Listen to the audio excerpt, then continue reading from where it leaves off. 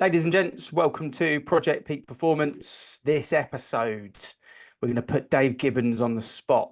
We've been fortunate enough that we've now spent a year of our lives speaking to and hosting and being also guests on our own podcast. And we've had some incredible life lessons. And this episode is going to be Dave Gibbons' 12 magic pills of knowledge that he's taken away from having a podcast and having the guests that we've had on. So super excited to get stuck in. Dave, I want to know, are you going in an order of ranking or are you just spitting 12 at us? I'm going to attempt to go at an order of ranking. However, we may end up with me just spitting stuff out at you. In general. In general, yes. Well, basically, that's what normally happens when I'm on. So we'll see. I've got an idea of how I want to start it and the reason why I want to start it in that way. And then we'll see where it goes from there. Yeah, love that. So we'll get stuck in with the first one then, and then me and Rob will share a little bit of our wisdom over that particular point as well. So over to you, Dave. What is number 12 on the list? Number 12 is actually number 1. I'm not going backwards on this one. For importance, I did do the list and I brought what was poignant to me, and then I reordered it in what I thought would be a bit better for people at home to take away and the reasons why I've gone in this particular list. So what I've got my number 1, which isn't on any of the podcasts at all, or any of the guests have said it. However, it's what my summary of all I've learned over the last 12 months and before. And it's people are like laptops and computers. And I'll break that down for you. Okay, so I think it's important to know why we're going to do all of the other stuff once you realize the baseline of who you are and where you are and what you're all about. And the easiest way I could do this was a laptop or a computer. So for this example, I'm going to use a laptop. And let's assume a laptop is a person. When it comes out of the factory, it's got no software on it. It starts to learn as you input and you ask it for loads of different stuff. So let's just assume my laptop, Ian, and yours are completely different based on the stuff that we've been learning. My laptop's going to know nothing at all to do with yours, and yours is not going to know anything to do with mine, and they've both gone off. Let's imagine on this laptop, it's designed that every time you do something bad, it gives you a punch in the face. And every time you do something good, it gives you a dopamine hit or a safe hit of cocaine or something else. And it remembers those things. Yeah. If you then look 20, 30 years down the line and you look at this laptop and you wonder why it's struggling to work in today's society, go back to the program and figure out what software you're using, because you'll probably be using something like Windows 95, which is an old, outdated software that hasn't been upgraded since you were 5.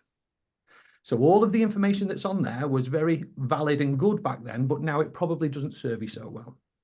So if you can imagine you're like a laptop, when you've got too much going on and we're hitting anxiety or stressful points, what that probably means is you've got a lot of internet tabs open in the background that you're not really working on, but they're all drawing minimal bits of energy away from you.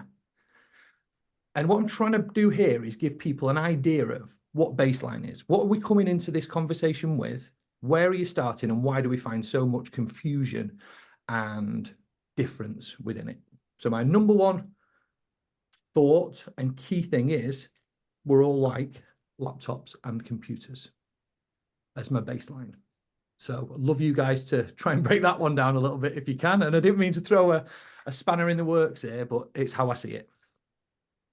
When did you pick that up? Obviously in the last year. And obviously there's no trigger on a podcast for that, but it's just something that you just had this sort of vision and analogy sort of come to you as a really simple way to explain it, which is what that is. It's a really nice, simple way to explain it. When and why did that kind of go, oh, we're like laptops?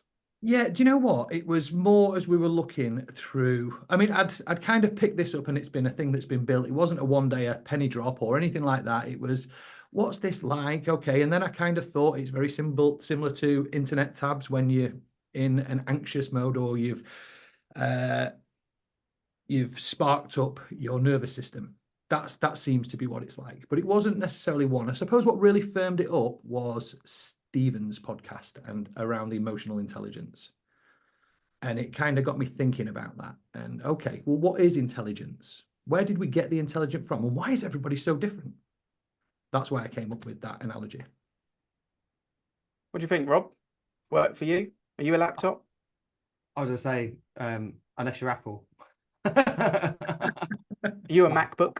Yeah, unless you're a MacBook user, it's previous one and the current one is different. But no, 100%. Like, it reminded me of Dr. Daniel Amen, who scans everyone's brains and looks at like the impact of people's brains. And he said something not similar, but on that same thing. He said you have to look at your hardware and your software analogy. So your brain is your your body is your hardware, and the software is your brain. Or actually, in his eye, actually said like the hardware is your brain and the software is your mind. And if you aren't putting good stuff into your hardware, then the software is never going to work to its full capacity. I like the analogy on the tabs, Dave, because that is very relatable. I was only just literally having a coaching client with a guy before, and he said about he's got loads of fingers in different pies and he feels exhausted. And I was like, well, you need to remove some of the fingers out of those pies and focus on what's going to move the dial forward. Yeah, I think trauma comes from lots of tabs, as not necessarily trauma, but when we fall into the depressive states and we fall into fight or flight mode, predominantly there's lots of mini tabs open at the top. There's not necessarily one big one which is causing all of the destruction. It's lots of mini ones. And if we shut those down one by one, which is basically attacking the thoughts that are going through and coming to terms with them, that's how we close these tabs down. You start to find that your operating system works a lot smoother, a lot quicker, and a lot more direct to where you want to go.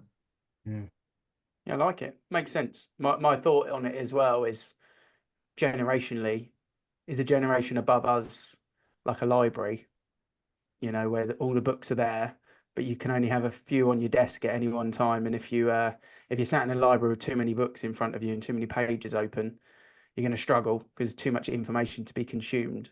So you have to have a neat and tidy library.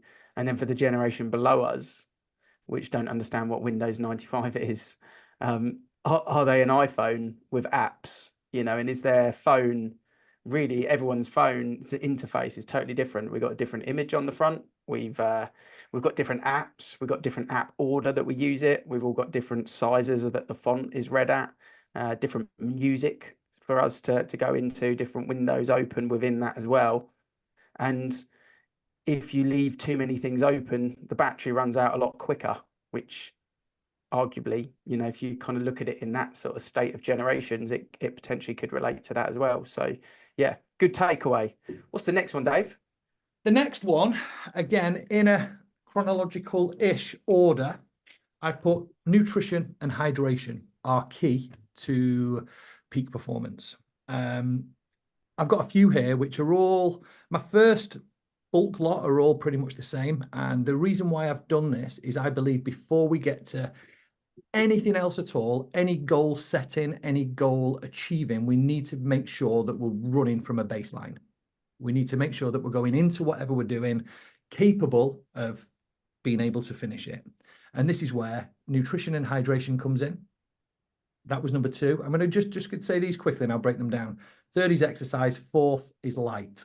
So these are what are we accepting into ourselves. And I'm going to break them down because they're all important. I've given them their own individual one. Nutrition and hydration. What we put into ourselves literally determines what the output is going to be in energy levels and how we build ourselves. What I've learned on nutrition and hydration over the last 12 months has been phenomenal. The journey started with Dimitri, learned some great stuff off him. First time I'd actually seen him was on our podcast, believe it or not, even though I know he'd been coaching a few of the guys that were in the team previously. So I got him on as well. I got him on to be my coach, and I learned tons about the body, about how it works, about how I could sort my problems out. So I had an issue with chronic gout. I had been diagnosed by the doctors.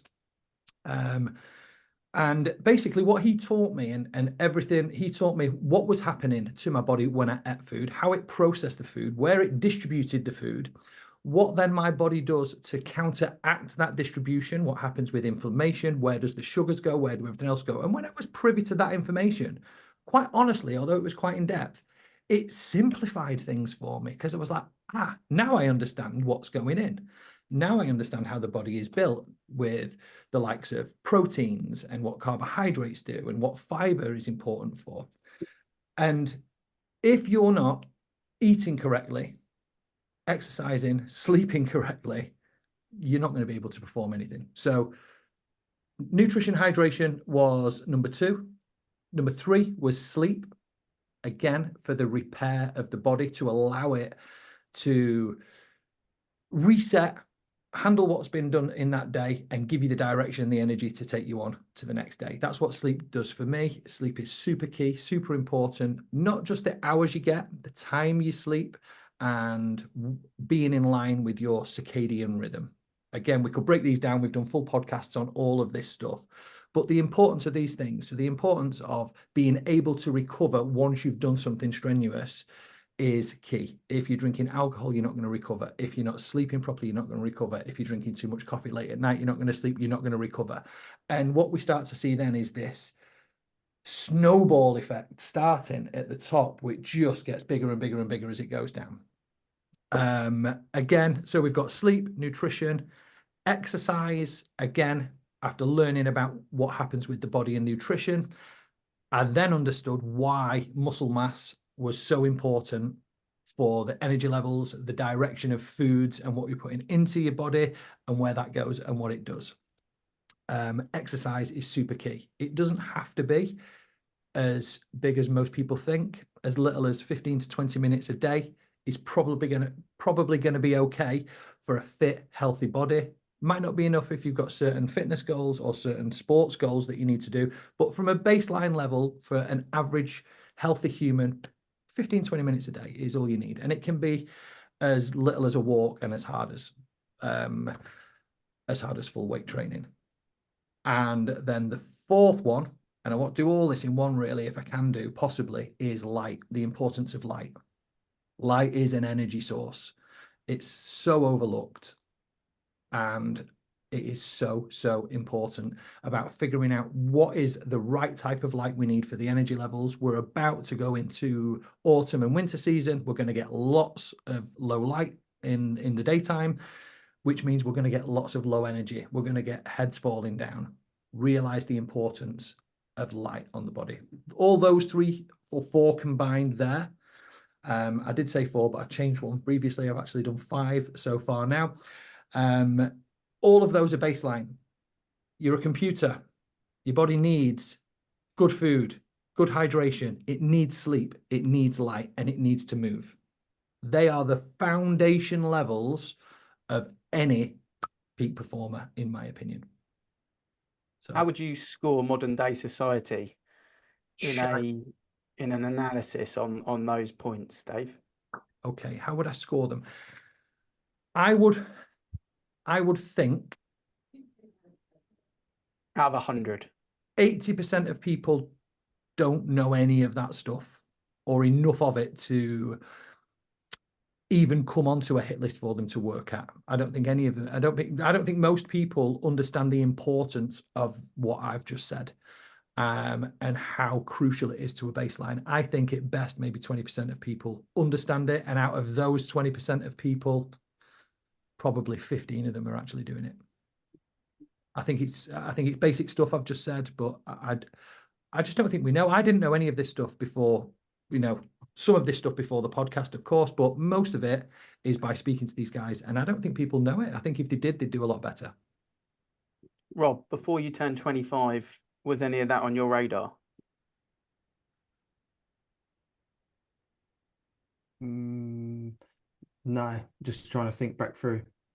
Like naturally, if you're in the gym, you have to start eating healthier, but you just seem to think that like healthy is eating protein as much as possible, but not healthy protein. I mean, processed protein slapped in a bar. So I'm probably saying no. And if I'd known that, like what I learned on the pursuit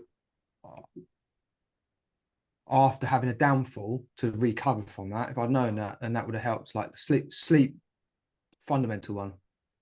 Nutrition, yeah, 100% agree with all that, Dave. Like the light one, I think is a very important one. Like not as equally important, but I think that's probably, everyone knows about sleep and everyone knows you need to eat healthy and everyone knows you need to drink water and move. But I think a lot of people don't necessarily know the difference between sitting in here and looking at the window and actually being outside. Yeah. And the difference between that. I think a lot of people go, oh, isn't it just the same, isn't it? Or yeah, it's not. We remember we did the Lux experiment I don't know, maybe 8 months ago now. It was shortly after we did the Nick Littlehale's podcast with the sleep, and I got the Lux monitor and I showed what it is inside your office and literally just walking outside. And the difference of lux, which is the what we're looking for, the importance, that's what our eyes are receiving, was astronomical. It was like 80% lower inside the house as it was outside, just behind a clear glass window. Crazy. Yeah. So vital, so important. It's a shame that it takes people such a long time in life to get to that point. Hopefully with the way social media is and the way people consume knowledge, I think people are picking it up at a younger age now than maybe what they were 15 years ago, 20 years ago. But I think it's vital, mission critical, all of those points. So yeah, great share. And I'm sure there'll be some similarities with all four of us on those particular subjects for all of them. So yeah, what's next on the list? Number 6, I think I'm on now, which is emotional intelligence. It's a big one for you, this, isn't it? It's spoke about on most podcasts, this. It is spoke about in most podcasts. I want to try and break it down and simplify what I believe emotional intelligence is for the everyday man who's not like spent any time at all looking at this. And if I can summarize what emotional intelligence is, it's number one, the speed you can get between your fight and flight and your rest and digest. And that comes from how you see the world. So if you can quickly analyze something that comes up as a threat into your awareness, if you can analyze that relatively quickly, move it into a pile that's not dangerous with your intelligence, it will stop the feelings that go along with it. And we're actually designed and programmed to be safe, not grow. That's also quite vital to understand. We're not programmed to grow. Our limbic system, 90% of it is derived for sex, it's for reproduction. It's all to do with safety. Our number one job, or your brain's number one job, or your ego, or whichever you want to call it, is to stay safe. So it will stop you in your tracks at every given opportunity, which is why the intelligence side of it is to assess this. Okay, let's say I'm walking down a pool or a pool a party, and maybe I had a bad experience at a pool when I was a kid and I've never gone in a pool since. If I learn to swim, next time I go past a pool, I might get that fear that there's water near me. But if I can quickly establish, actually, no, that was from when I was 6, when I couldn't swim. Now I can capably swim. I've passed my 3-mile swimming certificate or whatever else it is. We can quickly go. It's an easy way to put that, but emotional intelligence is so key because we're actually designed so much for safety that it can stop us in our tracks. And if you're not aware of that, it'll just stop you in your tracks and won't go anywhere. My take on it. I'm going to sneeze, Rob. You take over. Quite interesting. I think like it was a good way of putting it. I've always said like emotional intelligence has been like whatever triggers you, is what you need to work out why. Yeah, it's the same thing, isn't it? Like, and it's unlocking this self-awareness a little bit more, questioning like why do I feel this way? Why do I do this way? Where's it come from? Rather than, like you said, the instant thing would be to be like no, and stop, rather than being curious, because you're never going to embrace the change needed to get over it. Yeah, like you said, like like swimming analogy is like, you might be scared at the first time, but the first time you might be like, I'm going to remove my ego and actually wear armbands and go in the shallow end to get used to being in water again, and that might be the first stage. So it's basically as lowering your fears.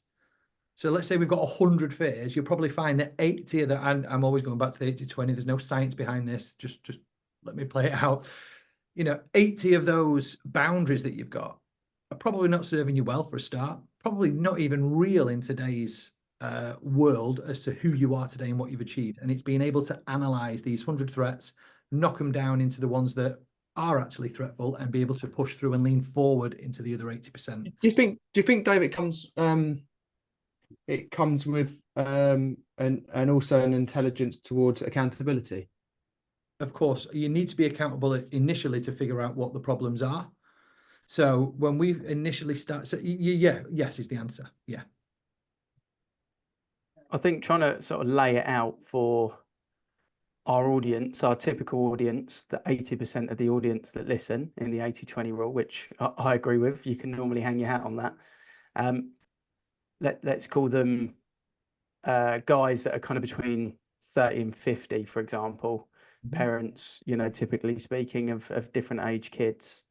What are the kind of some of the day-to-day things where emotional intelligence, which is something that you would never find two guys talking about in a pub, let's be honest, have to be aware of? Because we're talking about awareness. I think we're talking about self-control as well. I think we're talking about social skills. I think we're talking about empathy, and I think we're talking about drive. They're probably my components when I think of emotional intelligence. But let's say for the guy in his career, you know, going into work on a Monday, where does emotional intelligence need to be something he thinks about going into that? If he's not happy on Monday, what sort of things can he do prior to going into work that maybe will help him in that difficult meeting or in that difficult environment? What do you guys think about that? Is there any kind of case studies or examples that maybe we could give for people listening that relate back to emotional intelligence?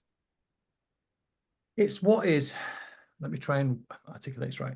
It's what is triggering you. Emotional intelligence kicks off, or the bit you feel is ultimately fear. It's fear-based. You don't feel safe in a particular environment. It's predominantly come from years and years ago, and it's never been dealt with. I've heard people moan and procrastinate over tons and tons of stuff throughout the years. And a lot of it just doesn't make any sense. I think a lot of people, when they see things, what tends to happen, let's just say you're at home and your kids are running around in the morning and the kids are brushing their teeth and one of the children leaves the toothpaste lid off. Yeah, nothing major. I had one guy complain to me for 5 minutes that his kids had left the screw lid off the top of the toothpaste, and it ridiculously peed him off. And I couldn't understand why. So what we had to do was figure out the reason why. And what we could do with doing is using more full stops and less commas in when we're trying to figure this stuff out. And I'll explain why. Full stop is the toothpaste lid is off the toothpaste. Full stop. What tends to happen when you're not emotionally intelligent is the toothpaste is off the lid, comma, and that means the kids don't respect me. And it goes on and on and on. So if we can, in the average day to day, we're seeing a lot of people using commas and not enough people using full stops. And where emotional intelligence comes in is it's all bred from fear. And it's not the toothpaste lid that's the problem. It's what we think is going to happen subsequent to the problem, which is going to affect us. So it affects people in everyday life, not just workplace, at home and everywhere. But I'm sure you can come up with some kind of scenarios as to why that would be. The Chimp Paradox is a good book for that sort of stuff, isn't it? To kind of be aware of the different parts of your brain that are active in that moment, which is, you know, the kind of the animal instinct brain in that situation is, I told that kid yesterday to put the bloody toothbrush cap on. They haven't done it, which means it's dried out, which means every time I go to use it, I've got to throw a bit away and it gets all clunky and it pisses me off. And they don't respect me because they don't listen to it. That's the kind of like, rah, rah, rah. The truth is, toothpaste is pretty cheap. The kid left the cap off because probably I asked him to do something else. It's just, that's it. Like, don't worry about it. For me, it's road rage. Like I used to be, exactly what it is. I used to be a horrible road rage person. If someone cut me up or someone didn't say thank you, you know, roundabout stuff like that, I'd hate it. I'd even, in my mind, I'd be like, I might chase that person down the road. I might actually U-bend and drive behind them and beep and flash them. I used to be like that. And then I read that book and I was like, now I just laugh at people. Just laugh at them. I'm just like, whatever. I don't care. I'll go to work. I'm going to the gym. I'm going for a run. So yeah, I think it's a great point. Great takeaway. It's definitely something. On that, on emotional intelligence, how you can find whether you are emotionally intelligent or not is by how long you can stay calm and how much of the time you're in a bit of a tiz. If you're in your fight and flight a lot of the time, which is very, very common, probably need to work on your emotional intelligence. If you're relatively calm for the majority of the time, you probably find that you're a lot more emotionally intelligent than you would give yourself credit for. But that's the telltale sign. If you're running around and you're fast and everything's on a higher level of speed, you probably need to work on it. If you're quite calm, collective, and considerate, you're probably pretty good. It's good. It's a good band to work off. Yeah, it's good reflection. If you're in a difficult situation, like you're unhappy with work, like the previous example, like you said, prior to going into work, have a little think, why am I unhappy with work? What are my outcomes here? Mm-hmm. What's the real reason behind it? And you mentioned safety, and that doesn't mean that I'm going into work in the fear that I'm going to be stabbed. It might be that you're going into work in the fear that you may not have a job for X, Y, and Z reasons, and that might be just something in your own mind. It might not be reality. So it's a case of reflecting on what is going on inside yourself before you go and start to portray it on others, really, and see if it is a problem that you've just created, or if it is an actual problem that you need to stop sitting on and actually deal with, basically. So yeah, really good point. Yeah, if you're really good present, point. you're emotionally intelligent. If you're not present, you're in the past or the future, you know. Yeah. That's where that one goes. Number 7 on my list is mindset.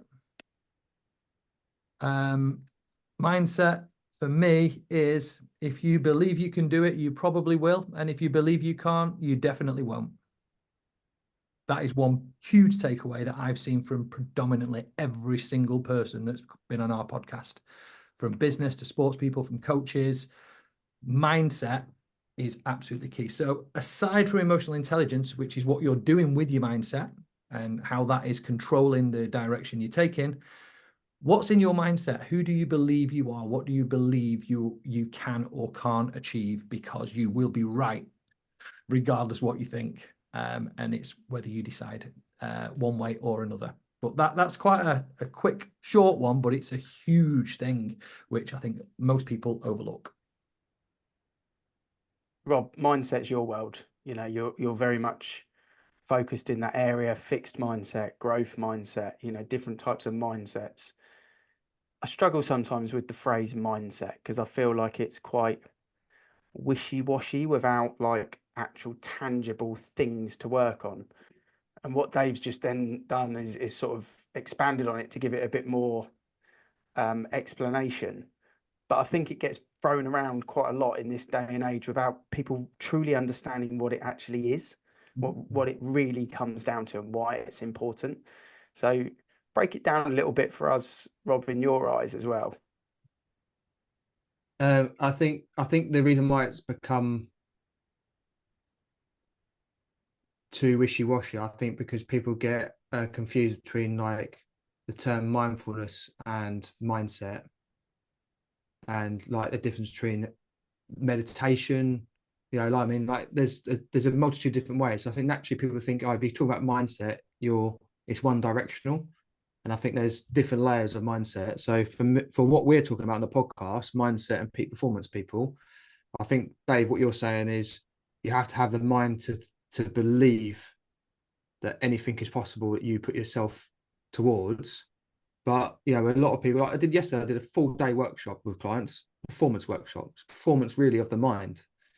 And actually was surprised in how you take yourself off the hamster wheel and actually think about these things, how many people get stuck when they've got to really think about the mirror of themselves. And I think if you were the first person to start going, okay, how do I work out my mindset, is actually you do start with mindfulness. Mm-hmm. And we've said it before, like your first 5 minutes of the day, question your thoughts. Why your thoughts? What's going on? What's my stress points going to be? How am I going to get through them? Like what's going to, that's not airy fairy. That's just you categorizing your day when you start to run around being all stressed and think, oh my God, I didn't realize that was going to happen. And I think then mindfulness then develops into mindfulness towards your beliefs, mindfulness towards meditation, mindfulness towards breath work, thinking, well, that sort of side to it. So it does go on from that. I don't know if I'll answer your question, Ian, but No, I think you have to have some baseline, a bit like we said with nutrition and stuff like that. Mindset has to have a baseline, and the most important one, which I've learned always, is you can't bullshit your brain. The brain has that detector inside it. So if you said you're going to go and run an ultra and you're not even running, it fucking knows it. So you're never going to achieve it. Yeah. So you can't go around the world. And I listened to a podcast today, and they were saying about a lot of people talk about manifestation. I'm going to manifest this, I'm going to manifest that. And he said the amount of people that you see a year down the line and they're completely unmotivated by it because they just assumed that I manifest it, I put it out there, and the world's going to give it to me. But like, you have to go and put the output with it as well at the same time. So I'm going to be a calmer person is bullshit if you don't work on how to be a calmer person. Perfect. Yeah, Do you know like what? it. Based on that, I'm actually going to change it from mindset to belief. What you believe, what your beliefs are either going to put rocket fuel behind you or a fucking massive fence in front of you. That's probably the best way I could articulate that. And Rob has redefined that for me with what he said. Belief is actually stronger than mindset. It's what you believe. It's not what your mind is set at. It's what you believe is truly important. Do you believe you can, or do you believe you can't?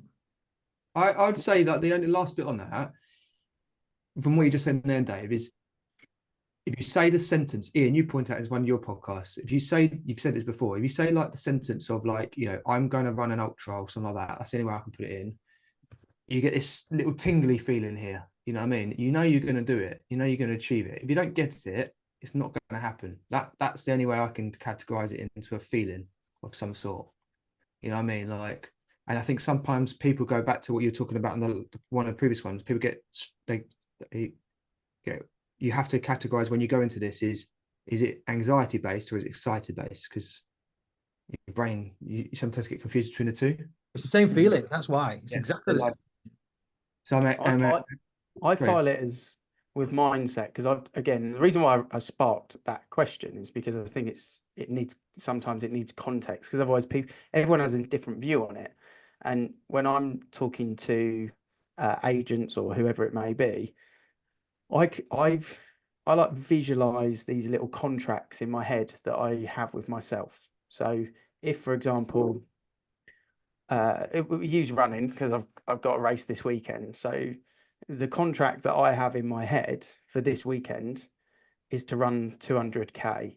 That's the contract that I signed in my head. And when I sign it in my head, where my mindset goes with that, which relates back to belief, is my mind set on that decision? That's the question I always ask. That can be used negatively or positively. So if I get into that race on Sunday morning and I decide in that moment that I'm not going to run 200k anymore, I'm going to settle on 100 miles and 16 laps, which is 160k. The question I have to ask myself is my mind set on that decision to stop? And if I'm happy with that decision, then I'll stop. But my mindset is my mindset, my mind, my thoughts, my actions set on that decision will dictate whether I carry on or I don't carry on. And it's a contract that I sign with myself. So whenever I'm kind of going for a mindset thing, in positive or negative, if you then just ask yourself that question, is my mindset on that decision, whichever way, at whichever moment, then it's you, isn't it? It's on you. You're in total control of that decision. No one else, no excuses, because you set your mind on that decision. And that's kind of how I use mindset in my head for being decisive and stop to sit on things and actually go, right, I'm going to make a lot of actions and a lot of decisions today. And each one I have to have my mind set on that decision for no's and for yeses, basically. And then at the end of the day, I'm quite happy with my no and my yes box, because I made the decision. I signed the contract. It's in that box. It's in that box. You know, it's kind of just because my brain works in this sort of analytical, weird, logical way. That's how I kind of sort of painted it into my brain. Basically, I don't know if I've just talked a load of nonsense, but to me it makes total sense. No, it's relatable in the same capacity. Like, you remember when we did Endure 24 and I was at 17 hours and I finished it and there was hours left, but I'd said I wanted to do 104, whatever it was, and I wanted to go home for my children. So I could have easily carried on, but I was happy, wasn't it? Literally, there was no thingy, no ifs or buts. It was like, that was what I was there to do. Yeah. Even like, you know, I've just booked another ultra for the 22nd of December because I contracted myself. I was going to do 3 ultras this year. So like, it come to the end of the year, I knew I had other commitments. So I thought, right, I've got my flow state to contract. So when people were saying, oh my God, you're doing something on the 22nd of December before Christmas, why? I was like, a contractor myself. I get it, because a lot of people, and that's where you're saying the difference in mindset is that as you start to trigger yourself into contracting, that's where the brain goes, this guy's not full of shit. He actually does what he said he's going to do. Yeah. And he actually turns up and says he's going to do. So when you then take those next leaps, those layers, and get deeper and deeper into it, you just create an undeniable stack of proof into yourself of who the fuck I'm supposed to be, not who I'm pretending to be. Where I think it becomes a problem, Dave, mindset for people in this day and age is there's so many like notifications, emails, subliminal messages, conversations that we have with people, Zoom calls, decisions to be made, that a lot of people get to the end of the day and where they haven't set their mind to the decision, they've got all these open tabs on their laptop that you speak about. Yep. And they can't go to sleep. So they don't get good sleep. So they wake up and they over caffeinate and then they're dehydrated and then everyone's fucked. Yep. And you know what? That is exactly why number 8 on my list is importance of goals. I like it. What a segue into that one, Ian. You didn't even know that was coming. This is amazing. It's like we just planned this radio channel, you know, we just created it. It's just natural flow. Flow, mate. Flow. So again, on my list, and it's in kind of an order. Hopefully AI will pick this up afterwards when we go to our show notes and puts it nice for us. Importance of goals. So the easiest way to explain this, and I got this was reaffirmed with Mark's podcast on the business side of things. And you can put this in anything you want in life. We're going to assume as a business owner or an entrepreneur, it's top of your goal list to succeed in that business. Otherwise, you kind of wouldn't be there. But if you don't know where you're going, how the hell are you ever going to get there? So what we've got to do is establish what is important to us, and then set goals. The reason it's important to set goals, like I said, because if you don't set a goal, you've got no idea where you're going to. You've got nothing that you can measure to see whether you are achieving or you're failing in your goal. And I think a lot of people don't have goals. They don't have heroes. They don't have goals. They don't have these crazy things that are somewhere in the future ready for them to achieve. And I think that if people were to set goals in anything that they wanted to do, it's the quickest way to succeed in anything that you want to do. And I'm going to break down into another one, how we're going to do that on the next one. But first of all, importance of goals. It's ridiculously important to set the destination of where you want to be. Yeah, I agree. I think too many people have good ideas, good dreams, good things they want to achieve. I think everyone has pre-goals. No one knows, not no one, a lot of people don't take them into a set goal. I think that's a real sadness, that a lot of people have got aspirations, dreams, things they want to do, but they don't write them down. They don't create the plan. They don't action the start of the plan. And therefore they go back, you know, back in the tabs of the windows, if we're using the laptop theme, and they get forgotten about because they're not one of the first 3 tabs that are open. And eventually you kind of lose familiarity with it and you just press the X button on it and it's disappeared. Yep. It's a shame. Yeah. Yeah. What do you think? What's your number 1 goal at the moment, Rob? This year, finish this year. 3 ultras. 3 ultras. See, bang, straight off the bat. Yeah, that's yeah, I've got 1 left to do. Yeah, and the beginning of the year I hadn't even never attempted one, so and that's then sparked me into thinking longer versions of ultras, a bit like, you know, the group journey you've gone on, Ian. Like, now I've got the stack of proof and experience, I'd say, from that. Right, the thing that you set with goals is the outcome of the goal might not be the outcome that you thought you desire, but at least you're in the arena trying to find and seek that goal, than being in the stands casting an eye down thinking, yeah, well, my opinion is this. It's like, what opinion have you got? Mm-hmm. You're not in anywhere. Like, and there's so many people in the stands telling you like how you should be setting your goals without even fulfilling their own ones. Yep. Yeah, 100%. What's next on the list, Dave? The next one, once you've got your goals, and only once you've got your goals, is mission critical. And what I want you to do is look at your goals I want you to look at how you're going to achieve them goals. And out of the list of how you're going to achieve the goals, what are 2 to 3 things that are that crucial? If you don't do them, you will never ever hit your goal as a minimum. And the more mission critical things that are in there, the better you will be. But what we've got to do is get into our head where we're going. Is that goal important enough for us to continue down here? And we're going to find some that aren't. That just happens in life. But the ones that are really important to us, we need to cement these in. And then go, okay, because it's going to look like your life is going to dramatically change in one way or another. Let's just say you've got a fitness goal, for argument's sake, and you want to, you're struggling at the moment, you're in and out of the doctors with chronic diseases, you're not sleeping very well, you feel low energy, lethargic a lot of the time. It's quite a common state to be in, unfortunately, in today's world. So what we've got to do is establish what we don't want. We don't want to feel like this. We don't want to continue like this. If I do, it's going to mean X, Y, and Z, and the bad side of things. Then we want to look at what would happen if we were to implement the healthy regime and we were to go to another place. What would that mean to us? And we've got to build a side that the good side is bigger and far more of an enjoyable place than the previous side that we were on before. And then we've got to add things in. So if I want to lose weight, what I'm going to have to do is say, okay, it's mission critical that I can't eat any more than, for example, 2,500 calories a day. It's mission critical that I must cut out these foods. It's mission critical, and we've got to create a list of mission criticals.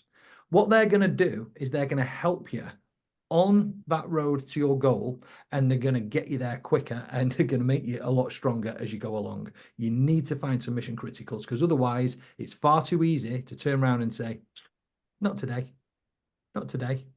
And that's where most people give up, I think, on things. They've not created an importance, and they've not got a mission critical list as to what's going to get them there. And I believe that it's crucial. I like it. Yeah, I like it. I love hearing different people's ways of turning goals into reality. Like, I just, especially like-minded people that have got a real sort of positive outlook on it and a positive focus on it. I think people just can take so many little golden nuggets from those sort of things. And yeah, that's what's shared there, is someone's going to go, that'll work for me, and then use it. So, you know, that's great and very thought out. So yeah, I like it. What's next on the list? We're down to the last few here. Last on a few. Morning direction. Yeah. Again, this chronological list. How you start your day, and it goes back to the computers and everything else. Imagine you're a computer. What we're doing first thing in the morning is we are giving subliminal messaging to our operating system via the actions we take in the morning. So let's look at a Friday morning versus a, I don't know, Sunday morning, for argument's sake. Friday morning, we get up, we have a list of stuff we want to do. We know we've got to use high energy in the day so that we can get out the results that we want. We can't be going into this with low energy lethargicness. So we're going to start, we need now to let our body know, we need the operating system and the hardware to know beforehand, here's what we're going to do.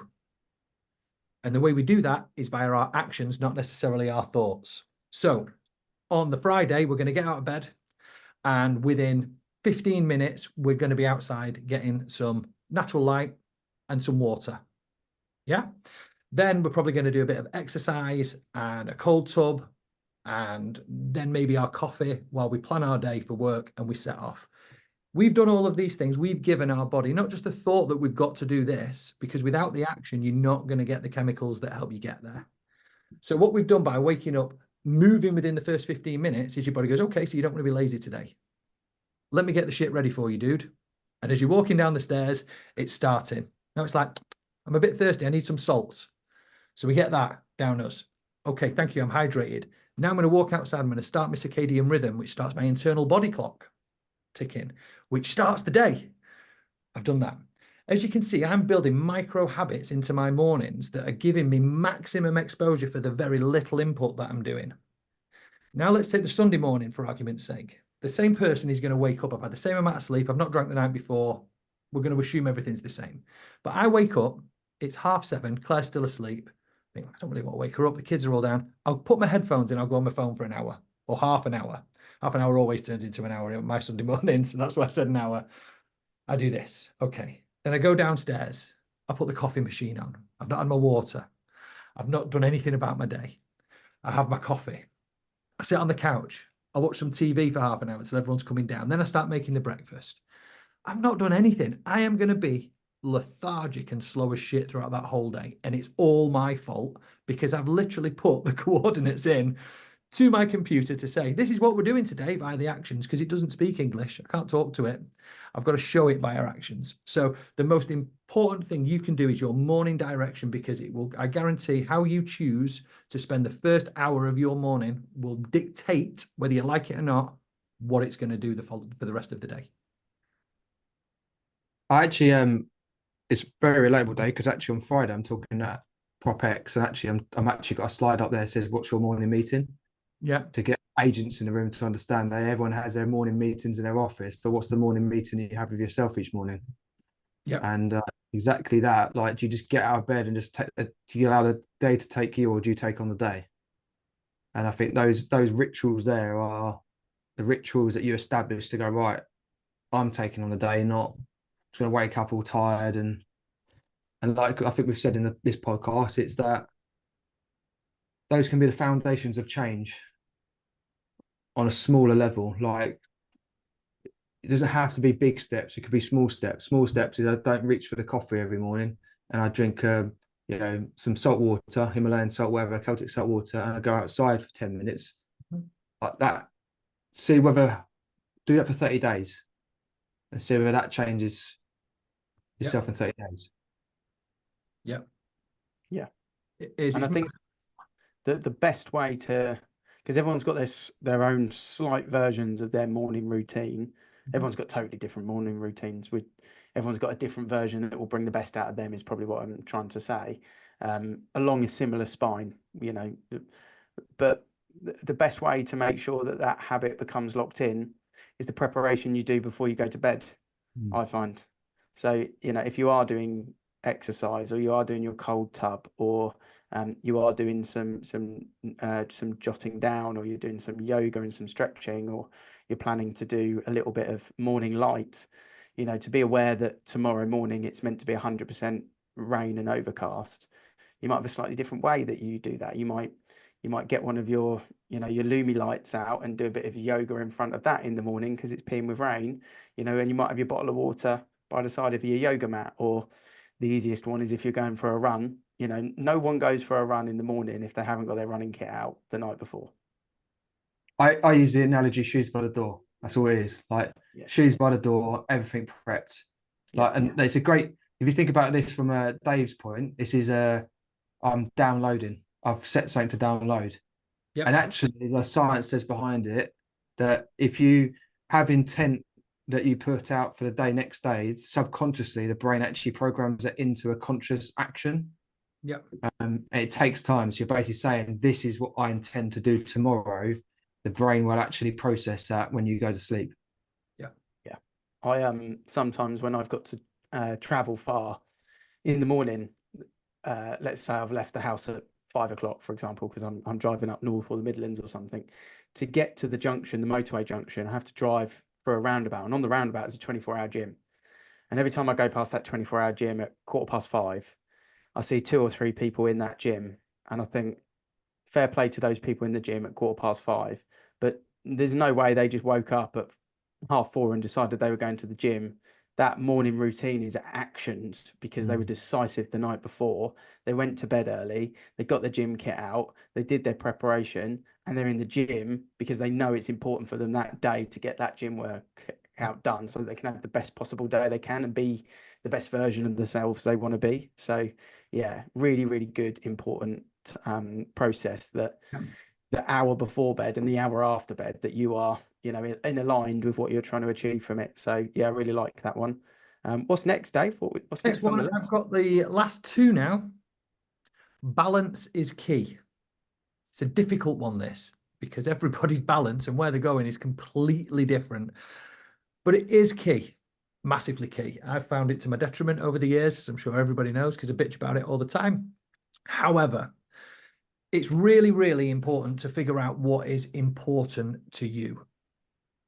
Put it in to either a table or a pie chart or something else. We've got downloadable stuff that you can use, which is like the Wheel of Life diagrams that you can use. And what it does is it points out areas in your life that you want to achieve in, and it'll show you whether you are currently or not if you answer the questions correctly.